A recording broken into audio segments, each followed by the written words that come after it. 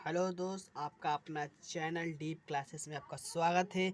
आज हम करने वाले हैं 12th क्लास का बायो का चैप्टर नंबर 2 का ये ये ये गेस पेपर है। इससे हम आज क्वेश्चन करने वाले हैं दूसरा का पहला, ठीक है। दूसरा चैप्टर का question number first. Question number first कहता है निम्नलिखित में परिभाषा दे लिखें।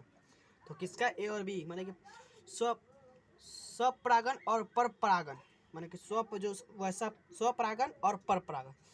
तो आइए समझते हैं स्वपरागन किससे कहते हैं और परपरागन किससे कहते हैं।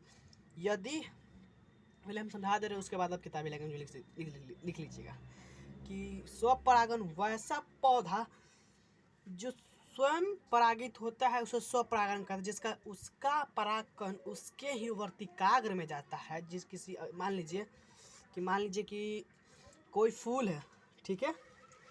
मान लीजिए कि कोई फूल है, इस फूल का मान लीजिए कोई फूल है, उसका परागकण उसके ही वर्तिकाग्र में जाए, ठीक है, उसके ही वर्तिकाग्र में जाए तो उसे हम लोग स्वपरागन कहेंगे, ठीक है, ठीक है, उसे हम लोग स्वपरागन कहेंगे। तो यानी यहाँ लिखा गया है यदि एक फल के परागकोश से निकली परागकण उसी फूल के वर्तिकाग्र पर पहुंच जाए तो तब उसे स्वपरागन कहते हैं, ठीक है। दूसरा परपरागन कहने का मतलब यह है कि जब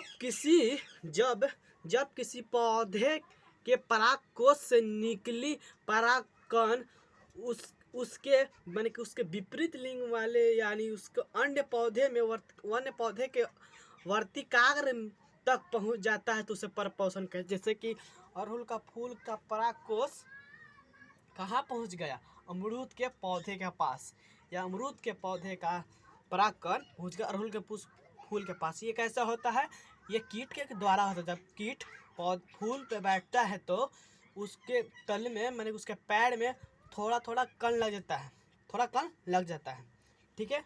और वो जाकर फिर दूसरे फूल पे बैठता है तो वहीं पर वो छोड़ देता है और उससे निषेचन परागन हो जाता है, ठीक है।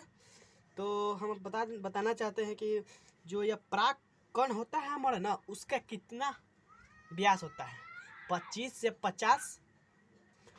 से 50 माइक्रोमीटर होता है, ठीक है। ठीक है, तो आपको सब समझ आ गया होगा। अगर समझ में आ गया हो तो लाइक शेयर जरूर कर दीजिएगा।